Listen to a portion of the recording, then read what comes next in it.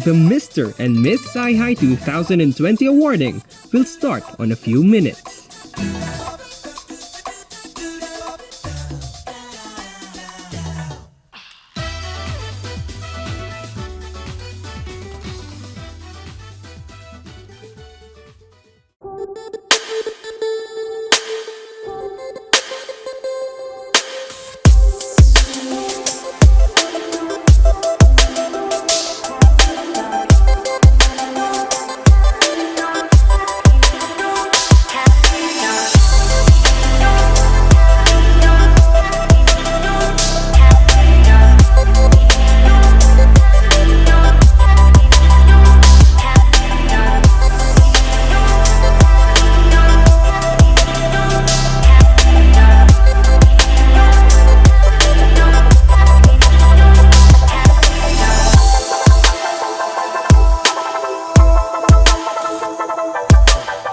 Sci-Hi, we are the Makakalikasan Group and ngayon po ay nagkaroon kami ng planting activity na kung saan ang mga tutubong mga gulay ay gagamitin upang makatulong sa ating paaralan.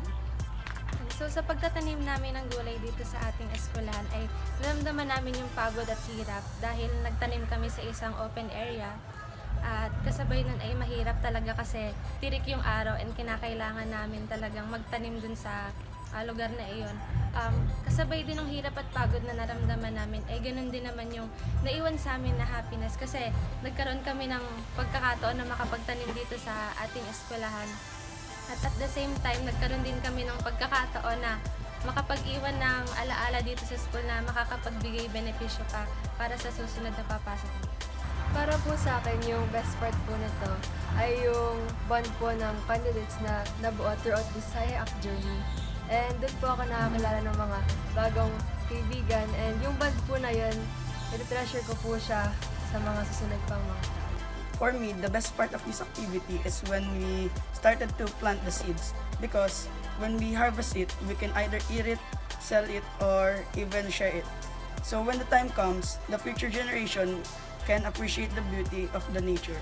Ang significance sa aming project ay ang paggamit namin sa mga bakanteng lote dito sa aming school na tinaniman namin ng mga gulay o kaya mga iba pang halaman na magagamit ng aming kantin para makahain ng mga masustansyang pagkain para sa aming mga kapwang estudyante. Na-realize ko na mahirap pala talaga magtanim. Tapos, ngayong konting oras lang kami nagtanim, naramdaman na namin yung pagod. Paano pa kaya yung mga magsasaka natin na araw-araw ito ginagawa. Tapos nagkaroon na rin ako ng empathy sa kanila kasi alam naman natin sa mga balita na maliit lang yung income nila. Sana tumubo yung aming mga tinanim kasi and hope na makatulong to sa view ng SciAc. Since SciAc students are viewed as academically inclined, sana maisip din nila na tayong mga SciAc students ay eco-friendly kaysa sa iniisip nila. Lang.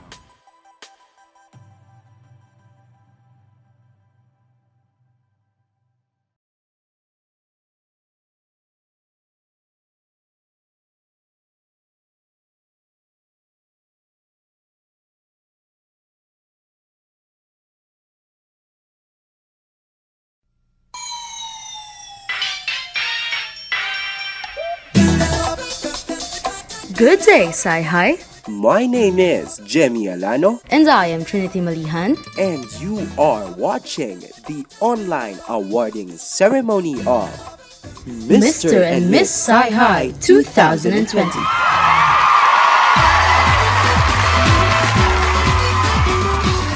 Let us now recognize the recipients of Mr. and Miss Sci-Hi 2020 Special Awards. Here is the SSG 2019-2020 President, Mr. Vince Dylan GVC, to present the awards. Mr. and Miss Photogenic Awardee, Ezekiel John Delamar of Grade 12 Rutherford.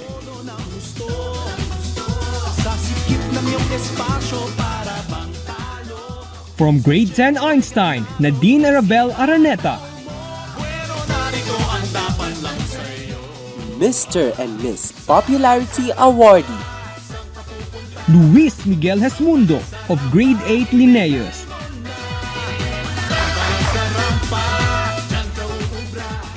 Jana Luis San Juan of Grade 8 Linnaeus.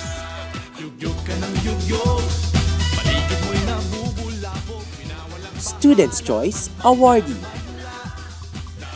Ace Dexter Fajardo of Grade 10 Newton.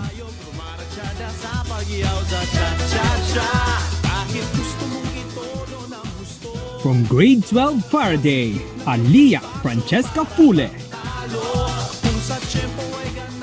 McDonald's Choice Awardee. From Grade 8 Euler, Uriel Landicho.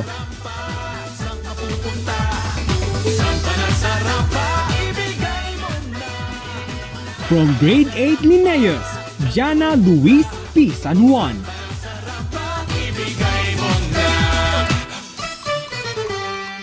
You're still tuned in the Mr. and Miss Sci-Hi 2020 online awarding ceremony.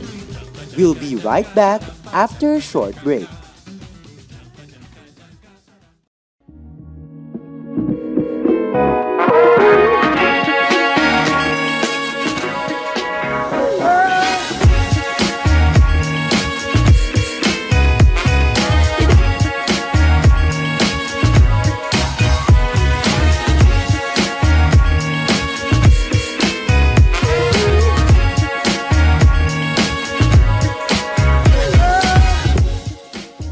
Napili ng grupo namin na dito gawin yung outreach program namin kasi masama mang pakinggan pero sila yung mga majority ng neglected children. Tapos siguro hindi rin na-inspire sa kanila yung kindness at yung normal na values na dapat tinuturo ng magulang. So dito namin ginawa yung program kasi gusto namin ma-inspire sila na kahit na hindi nila natanggap yung kindness na yun, pwede pa rin nilang ibigay sa ibang tao yun. Kasi ayun yung tunay na essence ng pagiging tao. So we chose the St. Martin Orphanage as yung pinaka-pagawaan ng outreach kasi so yung mga bata na nakilala ko na rin for long, gawa rin mga outreach kami sa Boy Scout. And as a representative for Mr. and Sci-Hi, we want to empower kids about kung paano ka maging makatao and kung paano ba gawin and what is the right thing to do about sa makatao natin. So, ang ginawa namin yun ay naglaro kami ng games, nagpa-activities kami na alam namin makakapagpasaya sa kanila. Kasi bilang naging bata din naman kami, kaya gusto namin ipadama sa kanila kung paano namin nakuha yung saya, yung childhood namin. Ayun, gusto namin parang saya. So yung best part po nito pong outreach po namin ay yung nandito po kami sa playground and naglalaro po kami. Kasi dun po, nung time na po yun, nakita ko po yung mga smiles po nila. As in, kahit po nakakapagod po sila talagang buhatin kasi mga matatanda na, mabigat, okay lang po kasi nakikita ko silang tumatawa, mumingiti, kahit pagod na, ate, buhatin mo ako, ganon. At tumatakbo-takbo dito, okay lang kasi na-feel ko na para nila akong kapatid and na-feel ko din na meron din akong batang kapatid na lalaki. And lahat naman ng nitong buong outreach, the best sa akin. Ang makita ko lang sila na masaya at makasama kami, yun na yung best din sa akin. So, ngayong araw po, kasama ko po sa grupo ng Makatao. Nagbigay po kami ng kaliwan sa mga bata sa pamamagitan po ng pagbibigay ng games. At doon po sa games na yun, syempre naituro po namin yung mga simpleng bagay na pwedeng may pakita sa pagpapakatao.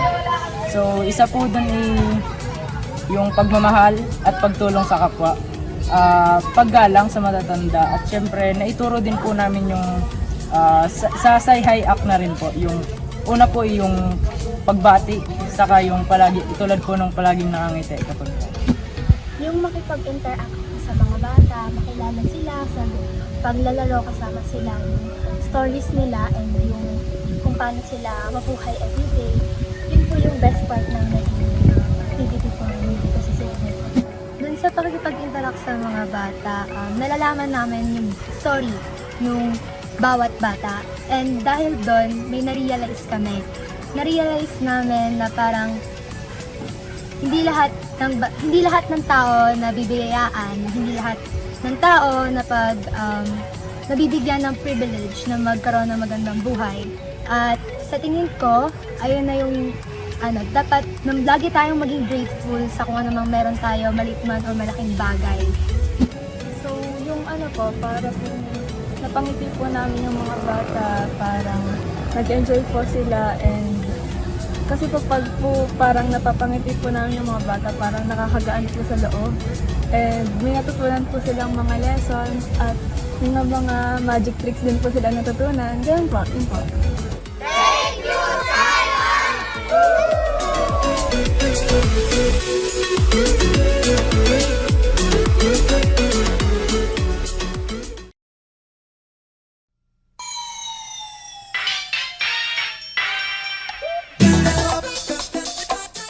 And we're back. Let's continue with the awarding ceremony for the Sci-Hi Act Awards.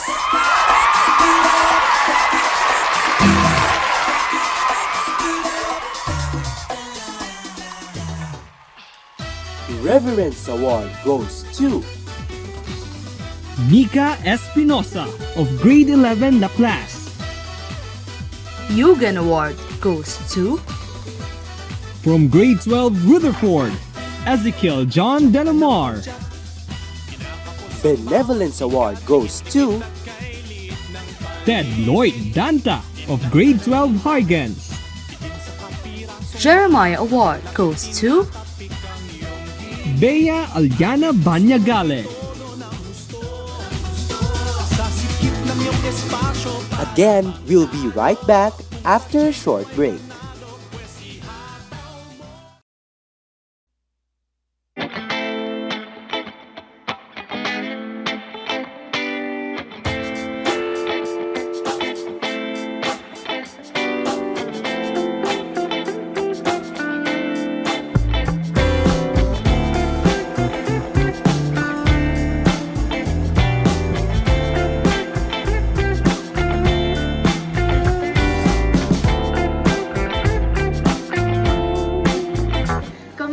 Bansa team at sa loob ng 2 araw ay nagkaroon kami ng proyekto na Gallery Walk.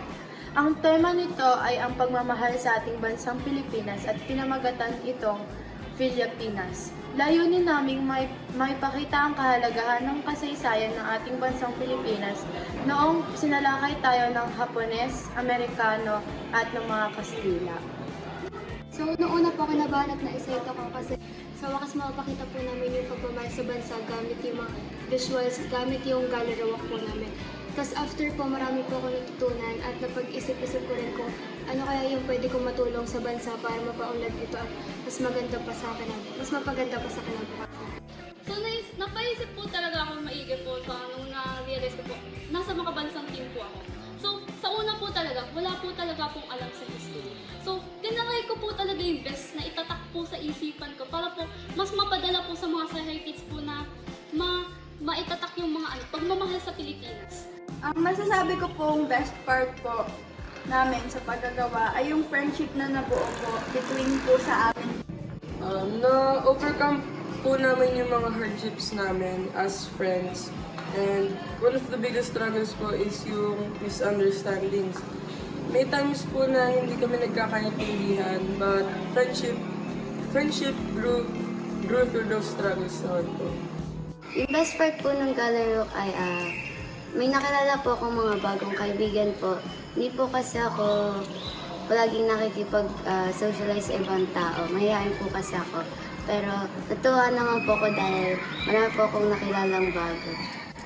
Yun, yung pinaka-remarkable po naming moments is pag nagbaband ko kami. Yung puro enjoy lang po, wala akong hate sa paggagawa ng mga materials and props. Tsaka po yung nakapagturo po kami dito sa school bago po sa labas ng school about sa Philippines. Ang relevance po ng aming ginawa ay para po ipakita ang pagiging makabansa namin. So dahil naging parte ako ng makabansa team and ito talaga yung gusto ko. And na-expect kong outcome is yung ma-influence namin yung mga kapwa namin Sci-Hi kid na maging makabansa dahil mahalin din yung Pilipinas para hindi ito masira. Bilang parte ng makabansa team, na-realize ko na meron pa palang pag-asa ang mga kabataan upang buhayin ang ating mga kultura. Hindi lang sa mga contribution ng iba't ibang bansa na nanakop sa atin, marami po silang naidulot sa ating mga kultura. Ayun lamang po, maraming salamat.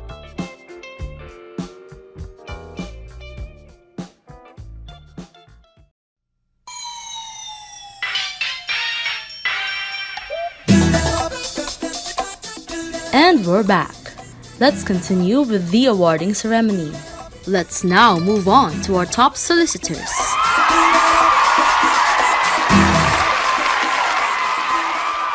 Nadora Award goes to From Grade 8 Linnaeus, Luis Miguel Hesmundo.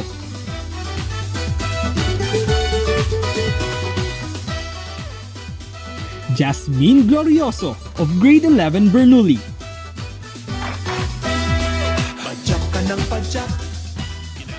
Inara Award goes to From Grade 8 Darwin, Robin Philip V. Tulanya.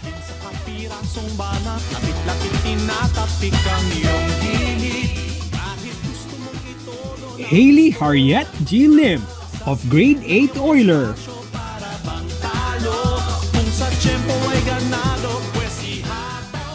Talisay Award goes to From Grade 8 Euler, Uriel Landicho.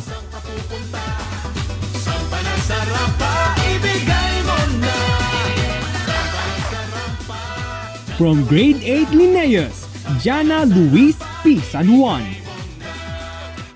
And the best community project goes to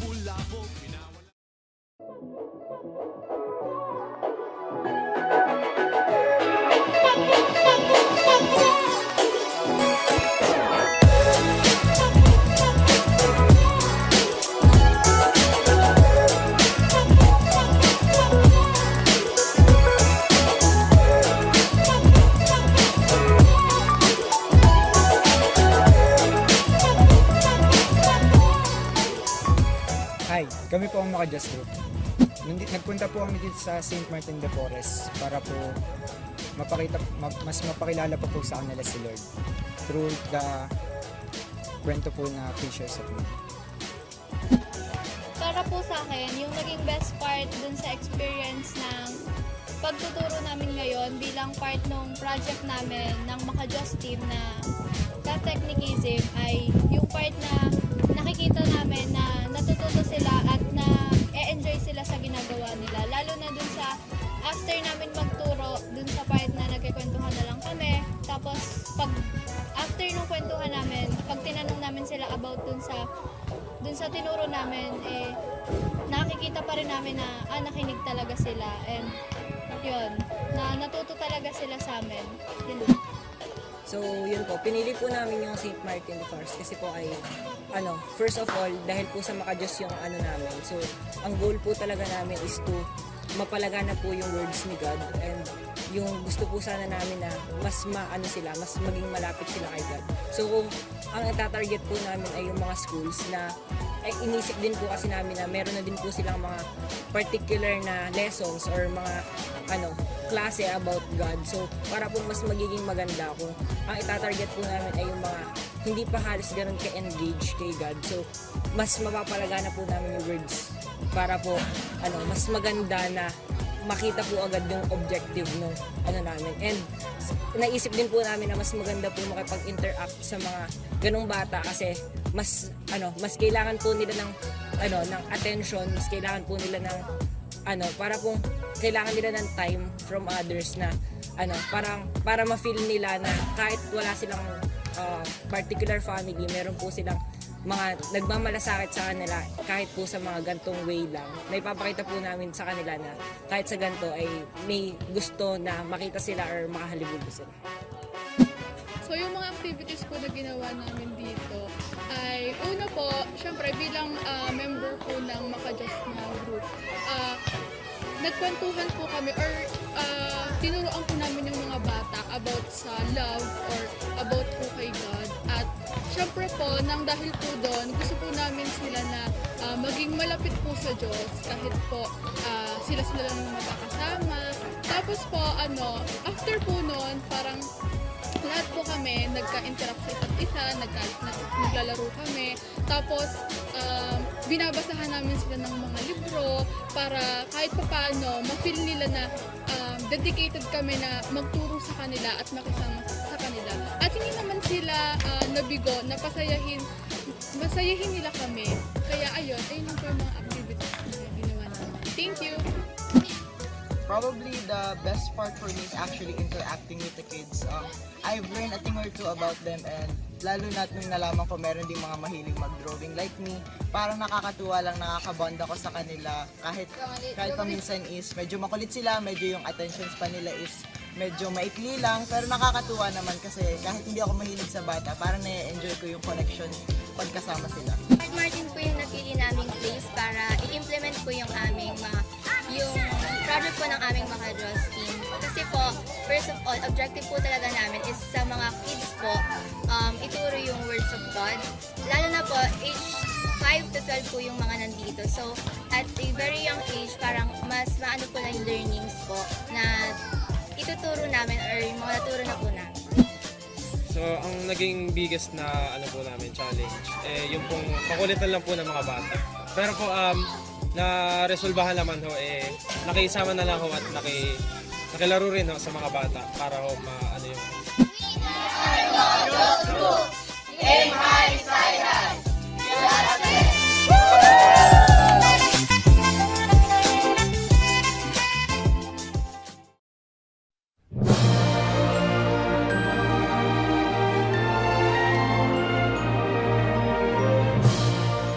Thank you, Sci-Hi, for joining us today. Again, this is your hosts, Jemmy Alano. And I am Trinity Malihan. Congratulations, winners!